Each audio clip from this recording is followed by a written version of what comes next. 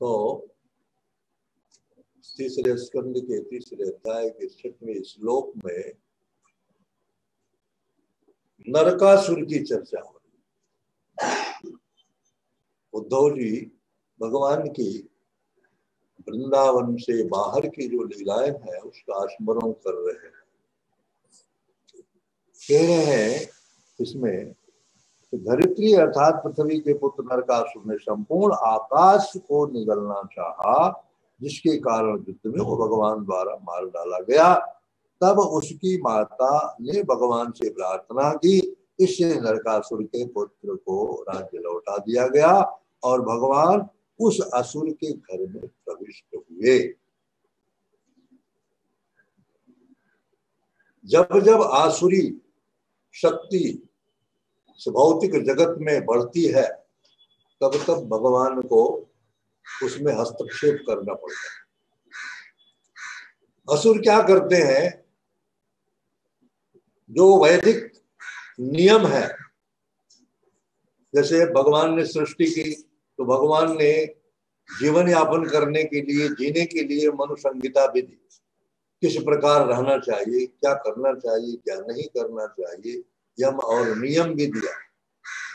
तो इस प्रकार जो वैदिक शास्त्र के अनुसार जीवन यापन कर रहे हैं, ये असुर प्रवृत्ति के लोग उसमें विघ्न डालते हैं, नहीं चाहते कि लोग वैदिक रीति से अपना जीवन यापन करें। संसार में दो प्रकार के लोग, सुर और असुर।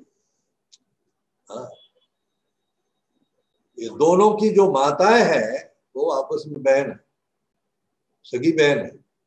दिति और अदिति दोनों सगी बहन। एक से दानव होता है और दूसरे से देवता होते हैं।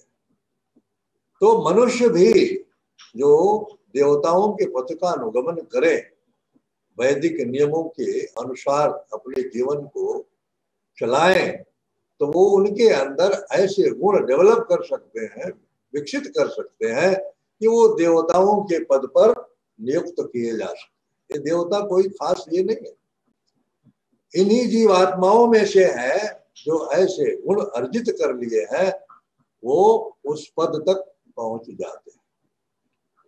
तो नरकासुर जो था ये आकाश को निगलना चाहा, जैसा किसी श्लोक में कहा गया, आकाश को निगल जाता था, वो बचता क्या था, सोचने की बात। भगवान ने उसे मार डाला तो सारा साम्राज्य उसका अपने अधीन कर लिया। तो उसकी माता ने जब भगवान से प्रार्थना किया तो उसके पुत्र को भगवान ने उसका राज्य वापस लौटा दिया। कितने दयालु है कि?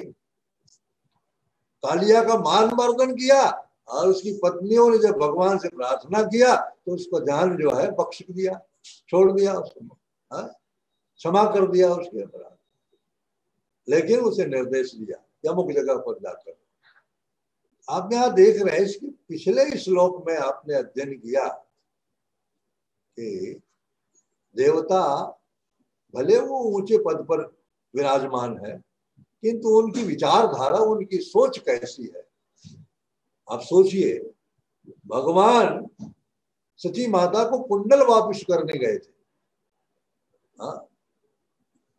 और वापस करके जब लौट रहे थे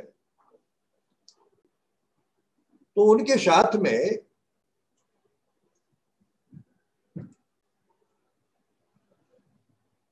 सत्यभामा जी भी थी। सत्यभामा जी को देखकर भगवान को याद आया कि मैंने सत्यभामा को पारिजात के लिए आश्वासन दिया कि मैं तुम्हें पारिजात दूंगा। हुआ क्या था कि नारद जी पारिजात का पुष्प लेकर के आए द्वारका में, तो भगवान को भेंट किए तो भगवान ने उसको रुक्मिणी जी को दे दिया। रुक्मिणी जी को दे दिया तो यह खबर जब सत्यभामा जी को मिली तो नारद जी जब सत्यभामा जी के पास गए तो उन्होंने वहां कहा, देखो भगवान रुक्मिणी जी को जितना प्रेम करते हैं उतना आपको नहीं करते। क्या हुआ? मैंने उनको पारिजात का पुष्प भेंट किया तो उन्होंने रुक्मिणी जी को दे दिया। उस पर आपका भी तो अधिकार था। अब सत्यभामा जी नाराज हो गई। भगवान जब उनके पास आए तो उनका जो एटीट्यूड था वो बदला हुआ था। भगवान ने पूछा क्या कारण है, तो सत्यभामा जी ने बता दिया, आप जितना रुक्मिणी को चाहते उतना हमको नहीं चाहते। क्या हुआ? बोले आप उनको पारिजात का पुष्प दिए, हमको क्या दिए? भगवान ने कहा बस इसके लिए उनको पुष्प दिया है, तुमको पारिजात का वृक्ष ही दे देंगे घर में उसको लगा देने का, हमेशा पुष्प मिलता रहेगा। तो जब नरकासुर का वध किया भगवान, और वहां नरकासुर जो है 16,100 राजकन्याओं को अपने यहाँ बंदी बना के रखा, तो यही नरकासुर है। इसको भौमासुर भी कहते। तो वहां से जब लौटने लगे स्वर्ग से तो भगवान ने देखा नंदन वन में पारिजात का वृक्ष, तो उनको याद आया तो उन्होंने वृक्ष उखाड़ लिया। और जब वृक्ष उखाड़ लिया तो इंद्र की पत्नियों ने देख लिया और इंद्र से जाकर के शिकायत किया कि अरे स्वर्ग की चीज ले जा रहे हैं मृत्युलोक में। इंद्र ने ललकारा, कहा द्वारकाधीश स्वर्ग की वस्तु है, इसको स्वर्ग में ही रहने देना चाहिए, आप क्यों ले जा रहे हैं? अब सोचने की बात यह है, इंद्र को ये पता नहीं ब्रह्मांड की, सारे ब्रह्मांड की, सारी सृष्टि की ऐसी कौन सी वस्तु है जो भगवान की नहीं है। मत्ता पर धर्म नान्यत किंचित धनंजय। हाँ, हर वस्तु भगवान की है, चाहे वो यहाँ की हो चाहे वहां की हो। पर इंद्र को इस चीज का ज्ञान नहीं था कि भगवान अपनी ही वस्तु तो ले जा रहे हैं। कहा नहीं, स्वर्ग की वस्तु इसे स्वर्ग में ही रहने दीजिए, मृत्युलोक में मत ले जाए। और युद्ध के लिए ललकार दिया, युद्ध के लिए ललकार दिया। युद्ध करके भगवान ने उसको परास्त किया और पारिजात का वृक्ष ला करके भूतल पर सत्यभामा जी के यहाँ आरोपित किया। तो आप सोचने की बात यह है कि कुसंगति से अच्छे लोग भी बुरे बन जाते हैं। सत्संगतिम किम न करोति पुंसाम, सत्संगति पुरुष को क्या नहीं कर सकती है। आप एक दृष्टांत से समझ लीजिए, जब हिरण्याक्ष और हिरण्यकशिपु का वध हो गया तो माता दिति ने कश्यप जी के पास जाकर के उनकी बड़ी सेवा की और सेवा करके उनको प्रसन्न किया। तो कश्यप जी ने पूछा, देवी क्या चाहिए? यूं तो समझ गए, सेवा करते देख करके ही समझ गए कि इन्हें कुछ जरूरत है, इसलिए आज इतनी सेवा कर रही है। तो कहा क्या चाहिए आप? तो माता दिति ने कहा, मुझे एक ऐसा पुत्र दो जो इंद्र का वध कर सके। क्या? ऐसा पुत्र दो जो इंद्र को मार सके। कश्यप जी मुस्कुराने लगे, बोले अजीब प्रश्न है। अब कश्यप जी की तो दोनों है, देवता भी और दैत्य भी। एक पुत्र को मारने के लिए दूसरा पुत्र पैदा करना है, कितनी विडंबना है। इंद्र भी उनका ही पुत्र है और इंद्र को मारने के लिए एक दूसरा पुत्र पैदा करने की बात है।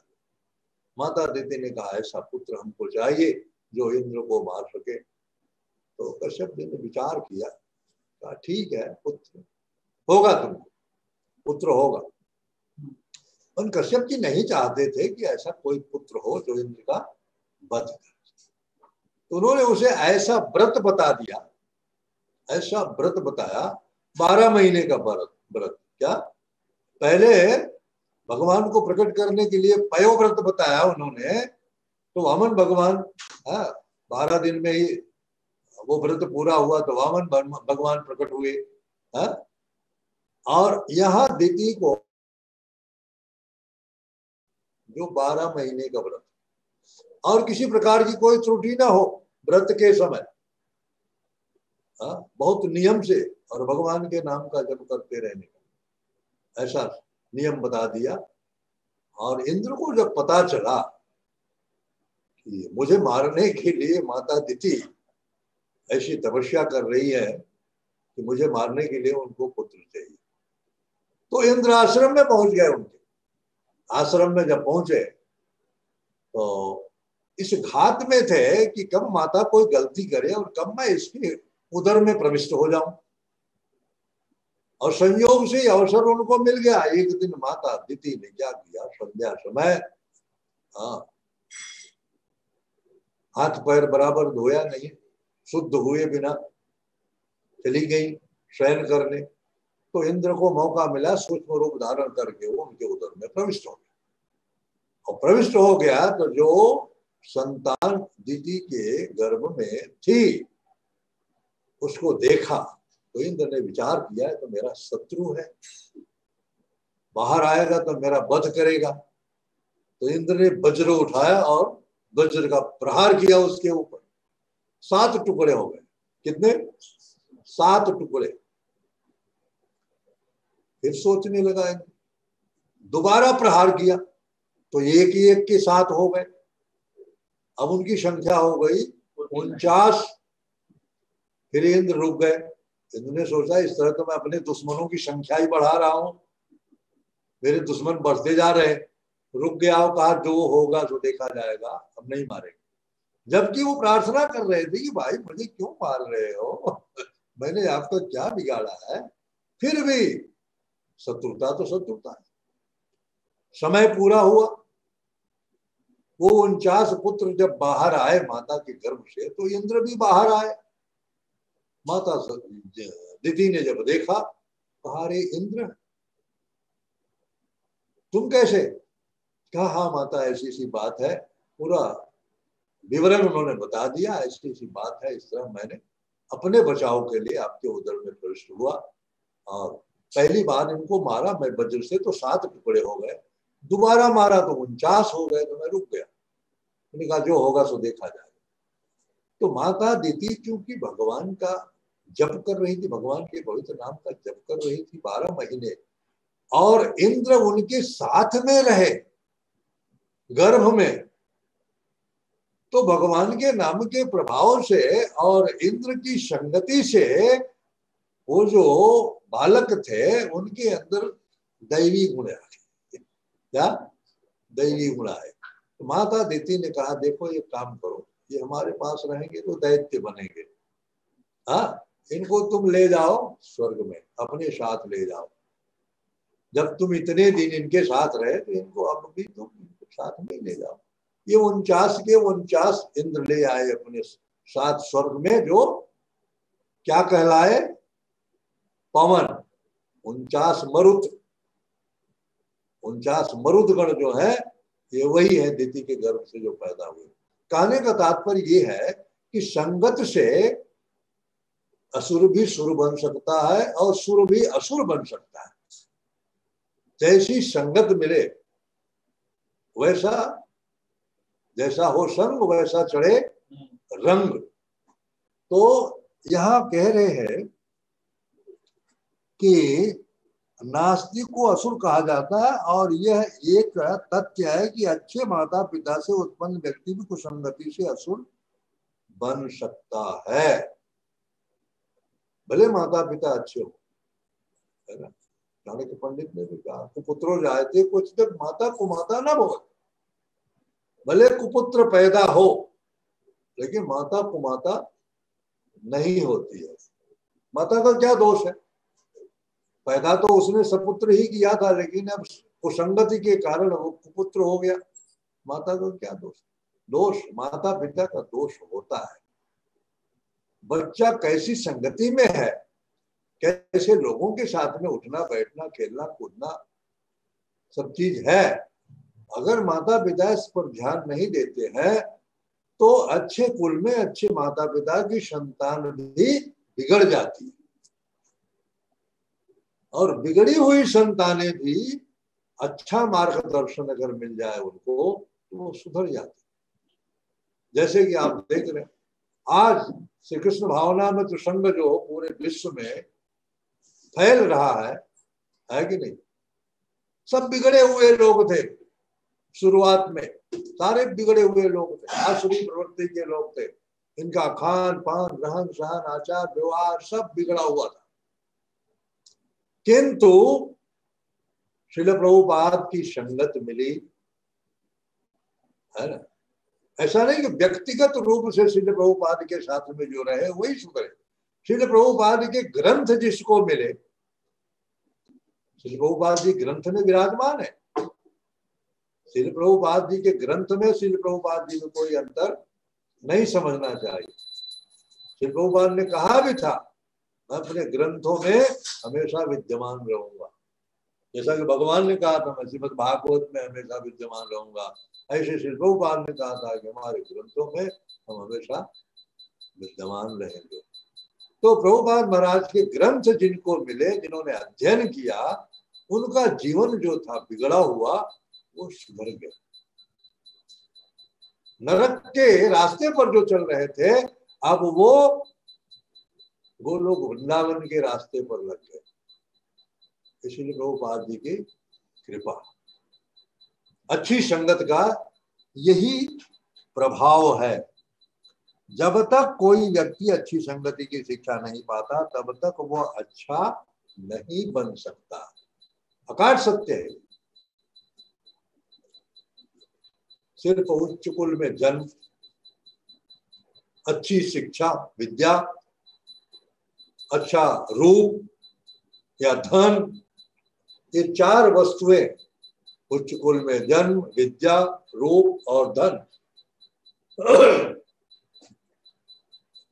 अगर किसी को उपलब्ध है तो निश्चय ही वो पूर्व जन्म में कुछ अच्छे सत्कर्म किए थे, तब मिला है। किंतु ऐसा देखा जाता है कि ये चार चीजें जिसके पास है संसार में, आध्यात्मिक मार्ग पर चलने नहीं देते, ये रुकावट डालते।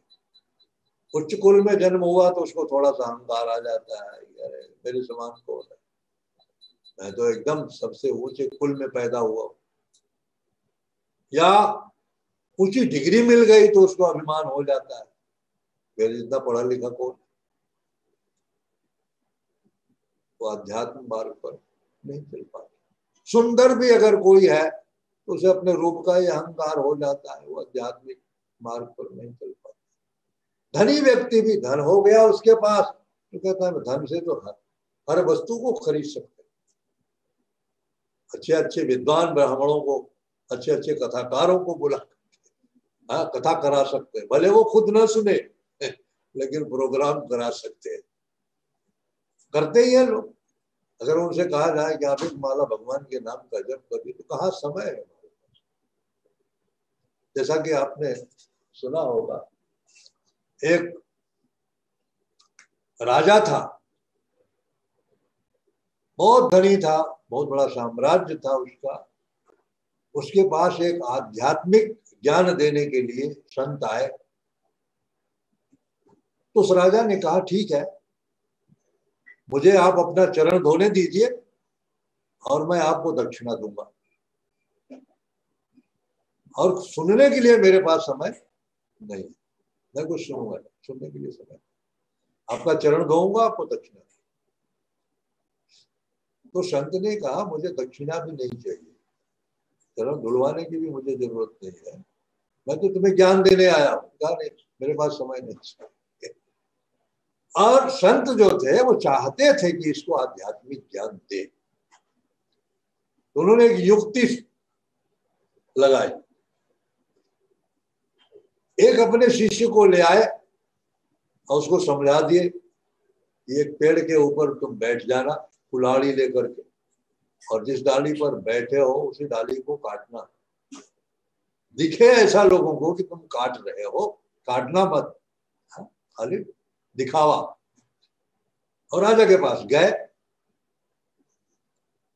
तो राजा ने कहा मैं आपका चरण धोऊंगा, आपको दक्षिणा दूंगा, कोई ज्ञान की बात मुझे मत सुना। संत महाराज ने कहा ठीक है, चरण धो तुम, लेकिन एक शर्त पर, तुम्हारे राज्य में जो सबसे मूर्ख व्यक्ति हो उसे बुलाओ।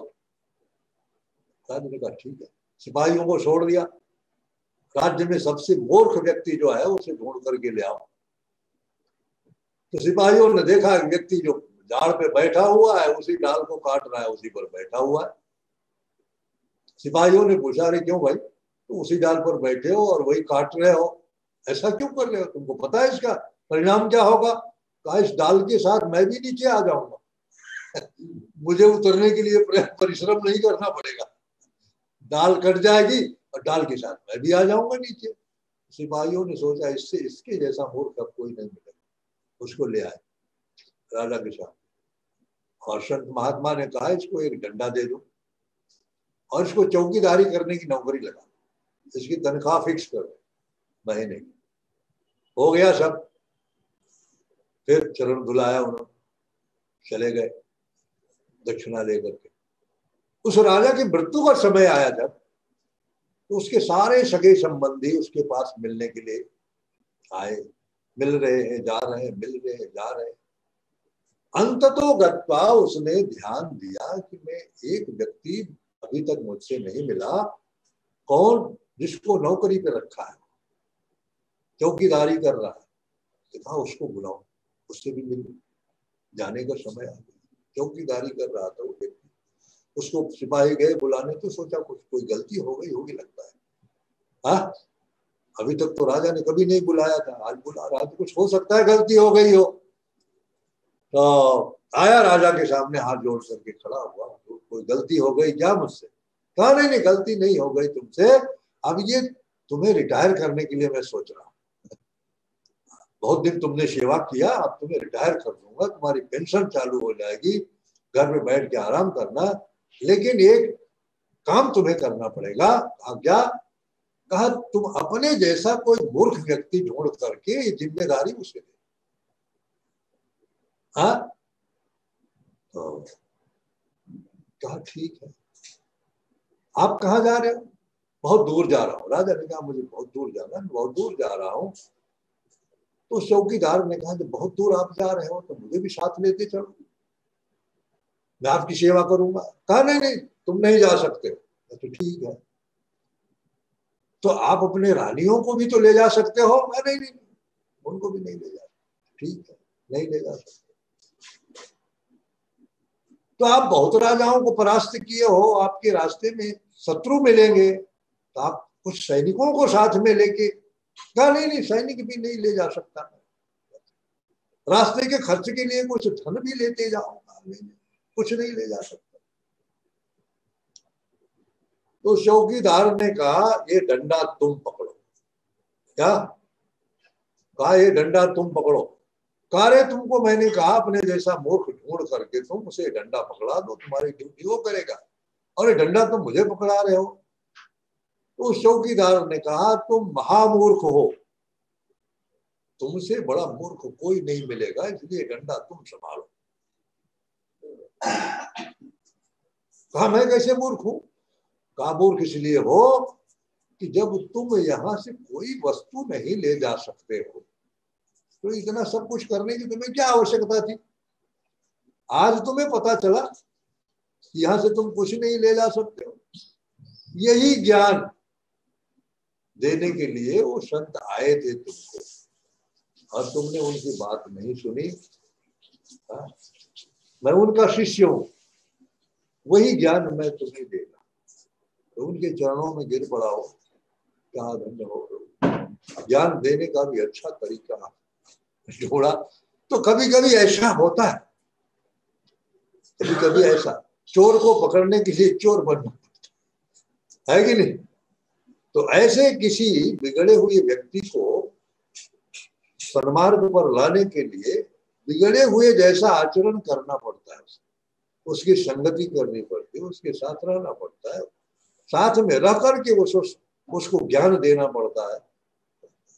तात्पर्य कहने का यही है कि न कोई जन्म से अच्छा होता है, न कोई जन्म से बुरा होता है। संगत ही उसके ऊपर उसका प्रभाव डालती है, और यही हुआ नरकासुर के साथ।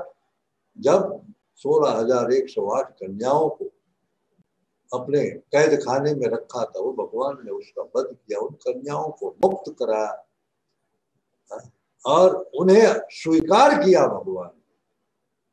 तो ये सारी लीलाएं जो भगवान की हुई है ब्रजमंडल में या ब्रजमंडल के बाहर ब्रह्मांड में, जो भी लीलाएं भगवान ने की, वो तो उन लीलाओं का स्मरण कर रहे हैं। स्मरण करने से ही जीव का कल्याण हो जाता है कि नहीं? ये भगवान लीलाएं क्यों करते हैं? जीव मात्र के कल्याण के लिए, अन्यथा उनको यहाँ आकर के कुछ करने की जरूरत नहीं है, लेकिन फिर भी करते हैं। क्यों? उन कार्यों से लोगों को शिक्षा देने के लिए ऐसी लीलाएं उनको करनी पड़ती। हरे कृष्ण। ग्रंथराज श्रीमद् भागवतम की जगत गुरु श्री प्रभुपाद की।